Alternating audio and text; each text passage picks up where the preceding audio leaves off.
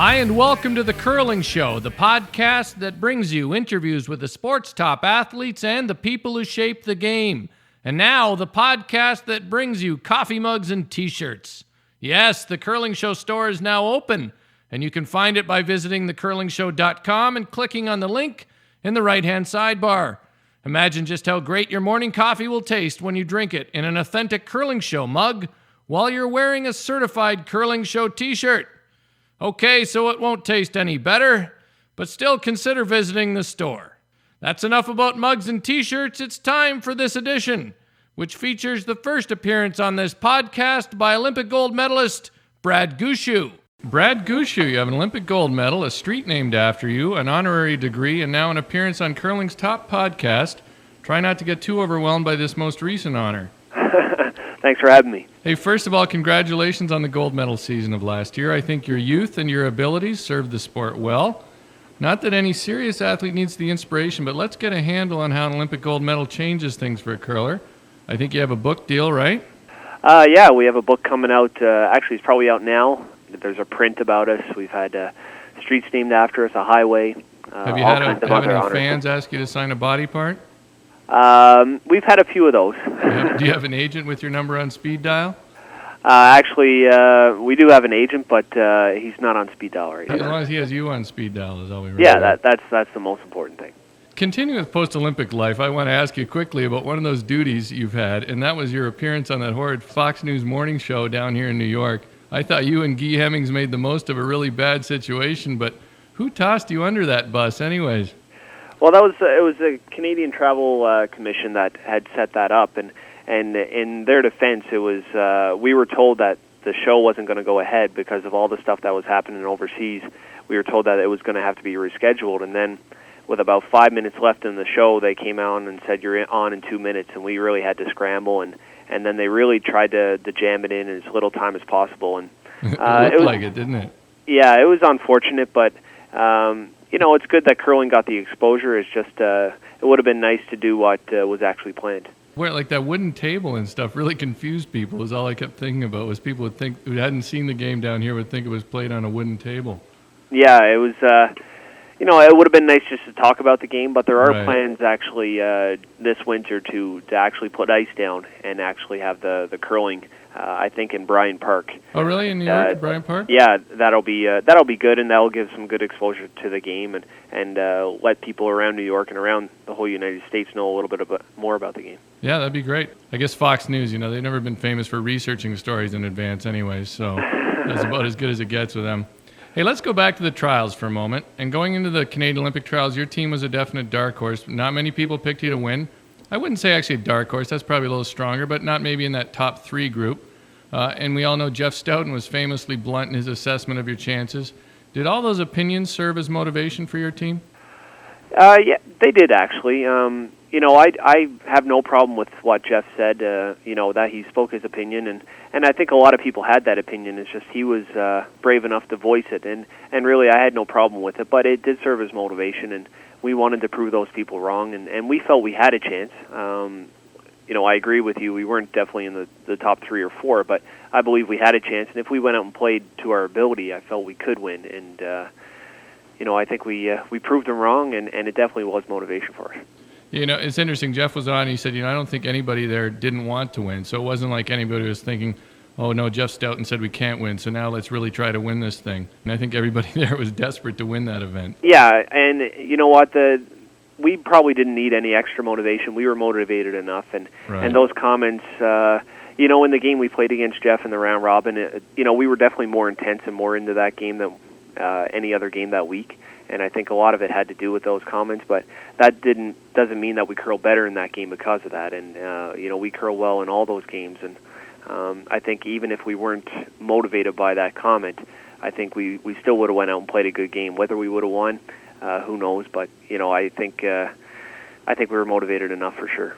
Let's talk about the big win in Torino. By the playoffs, it was clear that you guys were running on all cylinders, and to me, and many others, you're definitely the class of the field, and you showed up with a gold medal win, of course. But early in the event, you guys looked dysfunctional, and there were early losses, including the game you dropped against Italy. And in the end, I think all the talent of the team solved the problems. But did the pressure of the Olympics and the fact that your team really hadn't played much with Russ create that early tension? Yeah, I think it was more the fact that we were a new team. I think early on in the week, the ice and the rocks weren't nearly up to our expectations, and there was a lot of complaining about the rocks, and Russ was sick, and he wasn't the way he was at the Olympics, and the three of us really didn't know how to deal with that, and with amongst each other, we knew what to say to make each other feel better and perform better. But with Russ being such a new member, it was hard to know what to say, and it was difficult for us. And about halfway through the week, we just basically said, or after the Italian game, we basically said, let's suck it up and go out and play like we did at the trials. Let's stop complaining about the ice and the rocks and so go out. So did you guys talk about that with Russ as a group? Yeah. We sat in the hotel room, and it was right after the game against Italy, and I think that was a turning point for us. And there was so much complaining about the ice, and that's something we usually don't do. We take what we get because everybody plays on it, and sure, we'd like to play on ice that curls 4 or 5 feet and is 24 seconds, and the rocks are all perfect, but that rarely happens. So we had to deal with the situation we had, and I think in that meeting, that really turned us around, and from there on in, we just focused on making shots.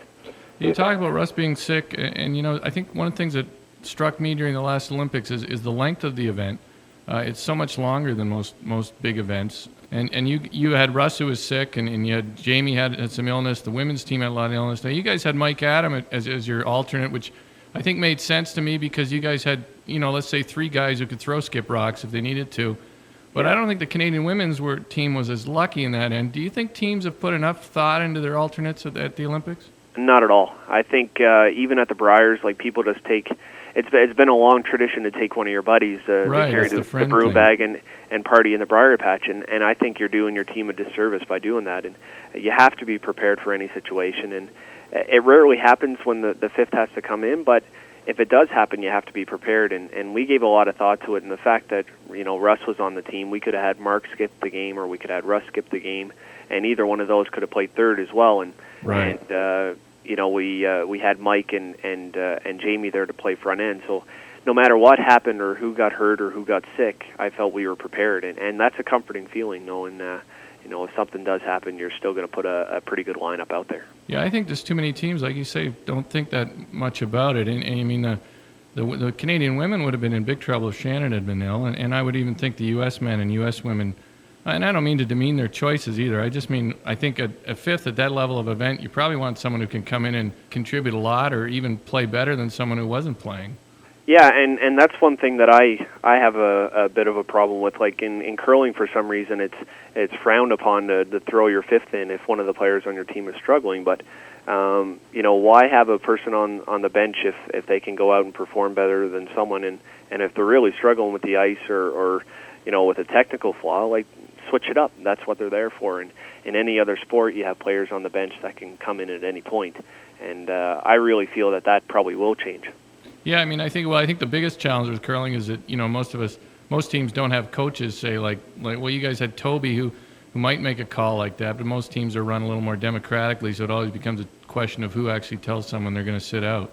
Yeah, coaches play a big role, but it also has to come down to the team members. And the great thing about our team is we're all honest with each other. And if someone was struggling, we had no problem telling them, and the person that was struggling had no problem admitting it. And you have to do what's best for the team, and the coach does play a role, but also the players have to play a role as well. All right, let's talk about this season so far for your team. I think you're off to what I describe as a solid start with the semifinals in Gander at the Don Bartlett Classic and a win in Basel, I guess, right? Where you but that's a place where you expected to do well, I guess. But record aside, how are you feeling about the way your rink is playing? You know what? I think we're playing great. We're playing very solid. I think the addition of Chris has worked out great. He's a good fit on the team. He's a young, enthusiastic guy, and we all get along very well. And it also gives us the ability at Second Stone to clean up a little bit. And Russ brought so many things to the team, but one thing he didn't bring was that big weight ability. He brought the experience and the finesse. And with Chris now, if we get a 2 or 3 point lead, we feel pretty confident we can keep things clean and run the game on in. But we started out well, and especially in Basel, we played very solid. And with the exception of one game, we I felt we really just dominated over there, and very impressed with how the team is working.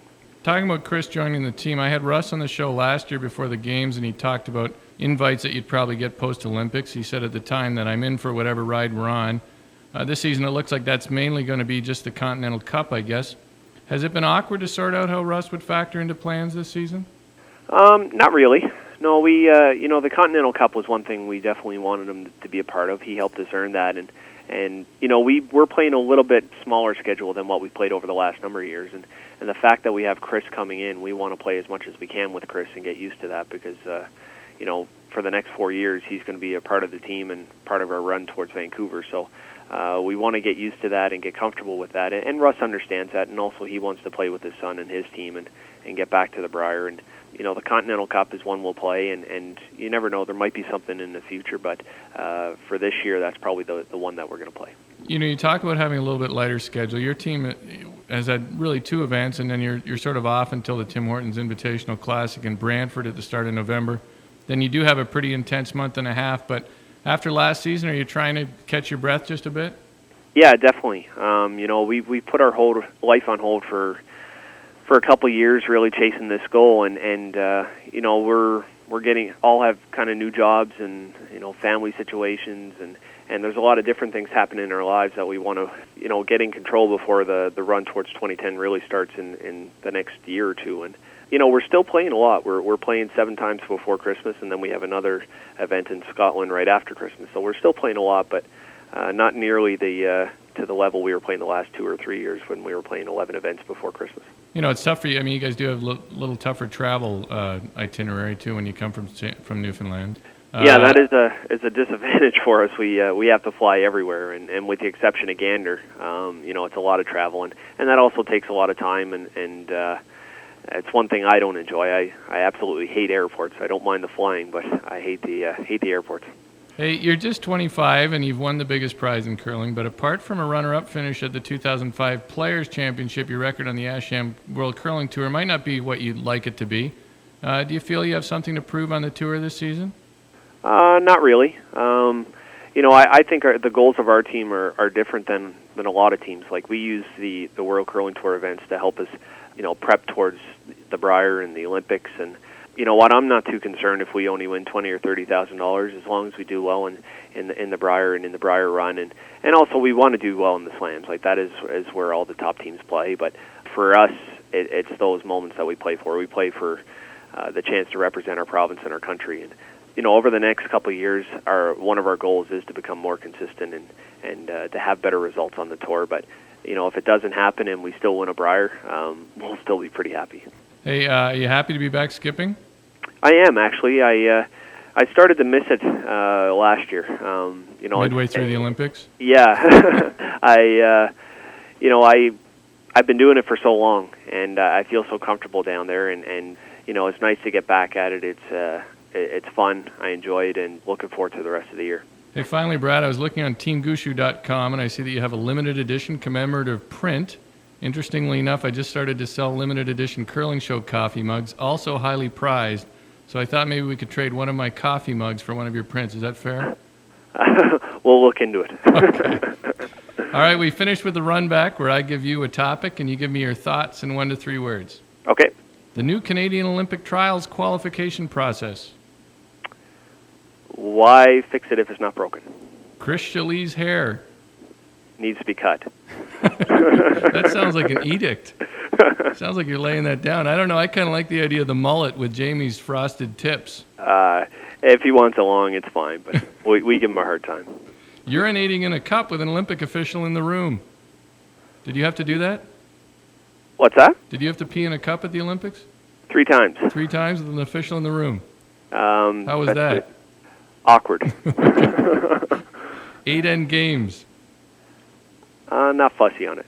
And the scenery on Team Gushue Highway. Average. Just average. They didn't give you the most scenic route? To be honest, I've only driven on it maybe twice, I think. So I really never had a chance to look around it yet. It's one of those roads that doesn't get anywhere, right? Nobody. No, It's actually a high traffic road, but for where I go and the part of town I live in, I don't get to travel on it much. All right. Well, hey, thanks for your time, Brad. I appreciate it. I think you and your team did a lot for the sport last year, and I'm sure that's going to continue in the future, so best of luck this season. Thanks, Dean. Thanks for having me. That's Brad Gushue on The Curling Show. Don't forget to consider those Curling Show mugs and T-shirts at the very least. They'll be handy to have around when you forget the name of the show. Find the link to the store at thecurlingshow.com. As always, thanks for listening.